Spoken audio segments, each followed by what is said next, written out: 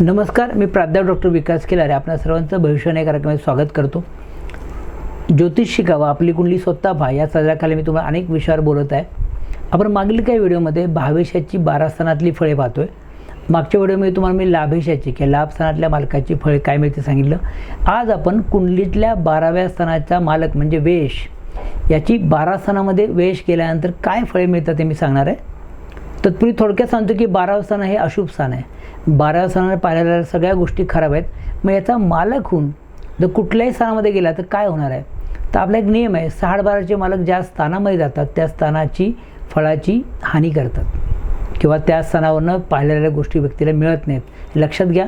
त्यामुळे वेश शिकणं फार गरजेचं आहे. माझं मत आहे की 6 आणि 8 आणि 12 या 3 स्थानाचे मालक कुठं बसलेत हे पहिल्यांदा पत्रिका बघताना तुम्ही पाहिलं तर तुम्हाला अचूक भविष्य करता येईल. किंवा दुसरं एक सांगतो की 6-12मध्ये जे मालक आहे, 6-12मध्ये ग्रह कुंडलीमध्ये बसलेत ते कुठल्या स्थानाचे मालक होऊन बसलेत त्याच्यावरनं जर भविष्य केलं तरी पण व्यक्तीचं अचूक भविष्य करता येतं. ही साधी एक ट्रिक दिली मी तुम्हाला. पत्रिका बघताना कुठल्या भविष्याला महत्त्व द्या, तर 6-12चे मालक कुठं बसलेत इथून भविष्य सांगायला सुरुवात करा. आता व्यय स्थानाविषयी थोडं सांगतो की 12व्या स्थानामध्ये किंवा व्यय स्थानामध्ये जी रास असते त्या राशीचा जो मालक ग्रह असतो त्याला आपण वेश म्हणतो. वेश हा ग्रह अत्यंत हानिकारक किंवा अतिशय खराब ग्रह आहे, घटक आहे पत्रिकेतला. वेश ज्या स्थानामध्ये पडतो त्या स्थानावरून पाहिल्या जाणाऱ्या गोष्टीमध्ये तो वैगुण्य निर्माण करतो. आपण वेशावरनं काय बघतो, त्या वेशावरनं आपण काळजी, चिंता, दुःख, नाश, व्यय इत्यादी गोष्टी वेशामध्ये आहेत. प्रत्येक गोष्टीत बंधन आणणारा, इच्छा आकांक्षा मारणारा म्हणजे वेश आहे. वेश सर्व गोष्टीचा त्याग करायला लावणारा, आसक्ती नष्ट करायला लावणारा, संन्यास देणारा असा घटक आहे. आपण वेशावरनं काय पाहतो की 12व्या स्थानानं काय पाहतो, तर व्यक्तीची चिंता, काळजी, त्याचं कर्ज, त्याला होणारे दंड, शिक्षा, अधपतन, त्याचा स्थानत्याग, परदेश गमन. त्याचबरोबर चांगल्या गोष्टी कुठल्या तर 12व्या स्थानानं आपण किंवा वेशावरनं आपण मोक्ष, अध्यात्म, संन्यास इत्यादी गोष्टी पाहतो. त्यामुळे या दोन्ही काही चांगल्या काही वाईट ह्या गोष्टीचा विचार आपण वेशावरनं करणार आहोत. आता हाच वेश जर लग्नस्थानामध्ये असेल तर काय हे बघूया. वेश जर लग्नस्थानामध्ये असेल तर व्यक्तीचं आरोग्य फारसं चांगलं राहणार नाही. का तर दवाखाना, हॉस्पिटल याचा कारकच तुमच्या आरोग्याच्या आणि आयुष्याच्या स्थानामध्ये आला, त्यामुळे आरोग्य फारसं चांगलं राहणार नाही. व्यक्ती सतत काळजी करणारी, चिंताग्रस्त, मनानं कमकुवत राहते, त्यामुळेच ती वारंवार आजारी पडते. लग्नेश जर व्ययामध्ये पाप ग्रहावर असतात दारिद्र्य योग तुरुंगवास करतो. म्हणजे वेश लग्नामध्ये असताना लग्नेश जर व्ययामध्ये असेल तर या योगामध्ये तुम्हाला दारिद्र्य योग किंवा तुरुंगवास होण्याची शक्यता राहते. या योगात व्यक्तीला सतत आर्थिक नुकसान होणं किंवा आर्थिक फटके बसणं संभवतं. व्यक्ती खर्चिक व कर्ज करणारी असते. अशा व्यक्तींना जीवनात कोणती तरी भयंकर काळजी या व्यक्तींना सतत सतावत असते. त्या वेश लग्नी असणं किंवा लग्नेश व्ययात असणं फारसं चांगलं नाही. नंतर हाच व्ययाचा मालक धनस्थानामध्ये असेल तर काय. वेश जर धनस्थानामध्ये असेल तर व्यक्तीचे कुटुंबासाठी मोठं खर्च होतात, कुटुंबासाठी मोठं कर्ज ही लोक काढतात. यांचं आयुष्य हालाकीत जातं. व्यक्तीला मोठमोठी कर्ज फेडावी लागतात, घराण्याला उतरती काळ येते. अशावेळी धनेश व्ययात असेल तर अत्यंत गरिबीत दिवस काढावे लागतात. कुटुंबाची जबाबदारी लहानपणापासून अंगावर पडते. वेश धनात पापग्रहयुक्त असेल, 12व्या स्थानाचा मालक जर धनस्थानी राहू, केतू, मंगळ अशा पापग्रहावर असेल तर ही पत्रिका शापित राहते. व्यक्तीला डोळ्यांचे विकार, नेत्रपीडा नक्की होते, लक्षात ठेवा. हाच वेश जर तृतीयात असेल तर काय, तर वेश जर तृतीय स्थानामध्ये असेल तर भावंडांची जबाबदारी अंगावर पडते. भावंडे दूरगावी राहतात. अशा व्यक्तींना दूरदूरचे प्रवास योग म्हणजेच परदेश गमन होणं, दूरदूरचे प्रवास योग होणं, तसेच स्थलांतर, स्थानत्याग किंवा परदेशात जाणं इत्यादी होतं. व्यक्तीमध्ये नैराश्य वृत्ती राहते. व्यक्ती कुमार्गाने पैसा मिळवण्याकडे व्यक्तीची प्रवृत्ती राहते. म्हणजे हा वेश जर तृतीयामध्ये असेल तर थोडं त्रासदायक आहे, पण ते स्थानत्याग किंवा पलायन करण्यासाठी अतिशय चांगला योग आहे. वेश जर चतुर्थामध्ये असेल, आता वेश हा अशुभ स्थानाचा मालक चतुर्थ्या मानसिक सुख समाधानाच्या स्थानामध्ये असेल तर काय, तर नक्कीच चतुर्थाची फळे व्यक्तीला चांगली मिळणार नाहीत. वेश जर चतुर्थ स्थानामध्ये असेल तर व्यक्तीच्या स्थावर इष्टतेचा नाश होतो. नातेवाईकाकडून फसवणूक होईल. व्यक्तीला ग्रहसौख्य, वाहनसौख्य, मातृसौख्य फारसं मिळणार नाही. स्थावर इस्टेट संबंधी चिंता, कोर्ट कचेरी किंवा भानगडी उपस्थित होतात. या योगात व्यक्तीला कौटुंबिक आणि मानसिक सौख्य फारसं लाभत नाही. पापग्रहयुक्त वेळ जर चतुर्थात असेल तर जास्त त्रासदायक परिस्थिती निर्माण होणार आहे. पत्रिकेचा दर्जा ढासळतो, लक्षात ठेवा. 12व्या स्थानाबरोबर जर पापग्रह चतुर्थानामध्ये असतील वेळेशाबरोबर तर खूप चांगली कंडिशन नाही आहे. या योगामध्ये व्यक्तीला मातृसौख्य फारसं न मिळणं, मानसिक सुख समाधान न मिळणं इत्यादी संभवतं. त्यानंतर पुढचं म्हणजे काय, तर वेळेशा पंचमात असेल तर काय. पंचम स्थान माहिती आहे संतती शिक्षणाचं आहे, त्यामुळे वेळ जर पंचमात असेल तर विद्येचा अपव्यय होईल. व्यक्तीला शिक्षणामध्ये अडचणी येणं संभवतं. कधीकधी आर्थिक अडचणीमुळं किंवा पैसा नसल्यामुळं शिक्षण अर्धवट सोडावं लागतं. कधीकधी शिक्षण कर्ज काढून करावं लागतं किंवा शिक्षणावर मोठा खर्च होतो असं पण तुम्ही सांगू शकता. संततीच्या दृष्टीने हा काळजी देणारा योग आहे. संततीकडून त्रास होणं, मुले अत्यंत त्रासदायक निपजतात. कधीकधी मुले उधळी आणि दुर्गुणी निघतात या योगामध्ये. तर वेश पंचमात असणं फारसं शिक्षण आणि संतती दृष्टीने चांगलं नाही. आता हा जर वेळ जर षष्ठात असेल, 6व्या स्थानामध्ये असेल तर नोकर, शत्रू, चोर यांच्यापासून उपद्रव होईल. व्यक्तींना दारिद्र्य भोगावं लागेल.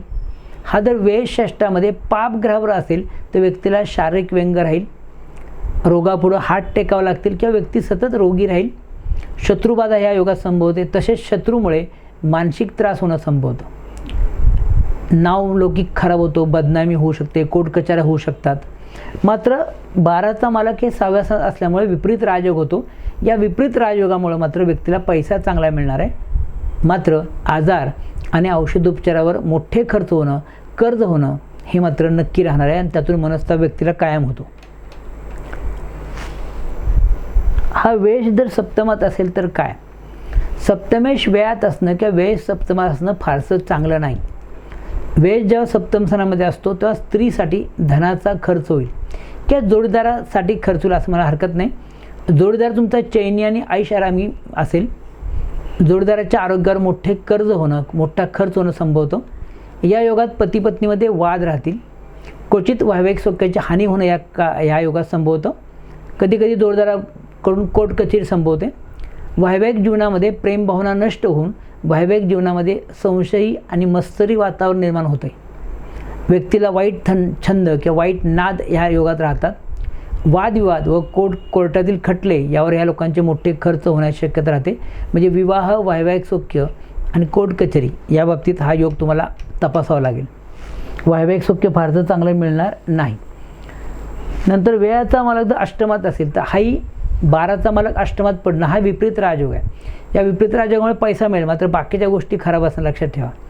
वेळ जेव्हा अष्टम स्थानामध्ये असते त्या व्यक्तीचं आयुष्य कमी होतं किंवा कमी राहतं. वेश अष्टमात असेल तर व्यक्तीला सतत आरोग्याच्या काही ना काही तक्रारी राहतात व त्यातून सतत मनस्ताप, दुःख होणं संभवतं. अशा व्यक्ती अविचाराने पैसा खर्च करतात. विशेषतः व्यक्तीला दुर्व्यसनामध्ये व्यक्तीचा पैसा खर्च होतो. व्यसन असेल किंवा चुकीच्या वागण्यामध्ये पैसा खर्च होतो. अशा लोकांचे जीवन कष्टदायक होते. मात्र विपरीत राजयोगामुळे ह्या लोकांना पैसा मात्र चांगला मिळतो. मात्र मनस्ताप, दुःख, आजारपण ह्या त्रास त्यांना होत राहणार आहे, लक्षात ठेवा. वेळ जर भाग्यात असेल तर भाग्यस्थाने शुद्ध आणि सात्विक आहे आणि शुभ आहे. 12व्या स्थानात मालक तिथं बसला तर थोडासा हा अडचणीचा योग आहे.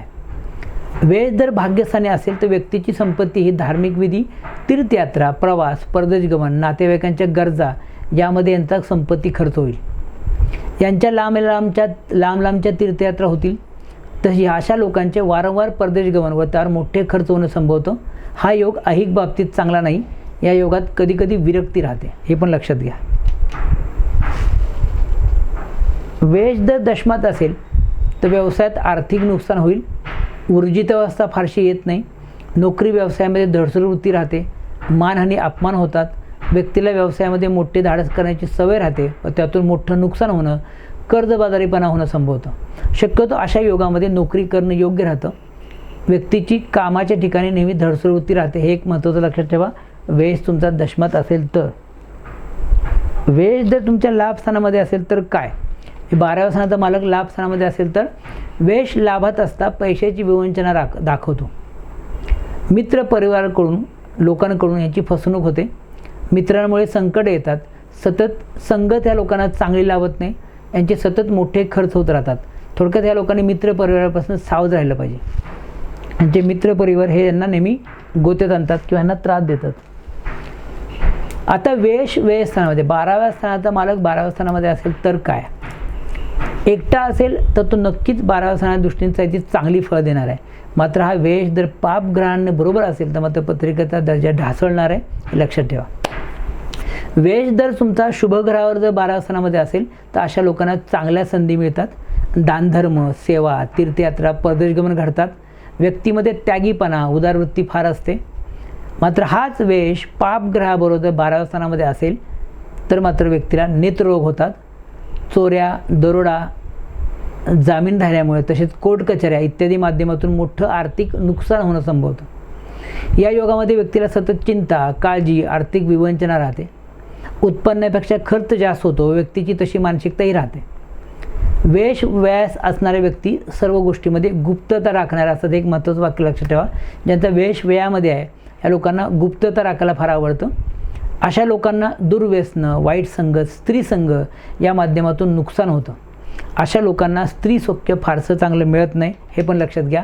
थोडक्यात व्ययामध्ये एकटा आहे का, तो कुणाबरोबर आहे, ह्या सगळ्याचा विचार करून तुम्हाला भविष्य करायचं आहे. आत्ता पण मी तुम्हाला 12ही स्थानाच्या भविष्याची 12 स्थानातली फळं सांगलेली आहेत. तुम्हाला विषय नक्की आवडला असेल अशी मी आशा व्यक्त करतो. एक निवेदन करतो, ज्या लोकांनी अजूनही आपल्या चॅनल सबस्क्राईब केलं नसेल त्यांनी चॅनल सबस्क्राईब करा, लाईक करा आणि सगळ्यात मुख्य म्हणजे हा व्हिडिओ आपले मित्र, नातेवाईक, आप्तेष्ट किंवा ज्योतिषप्रेमींना शेअर करायला विसरू नका. यानंतर आपण असाच एखादा ज्योतिषाला अनुकूल पोषक असणारा जो एखादा विषय घेऊन मी तुम्हाला भेटणार आहे. तोपर्यंत श्री स्वामी समर्थ.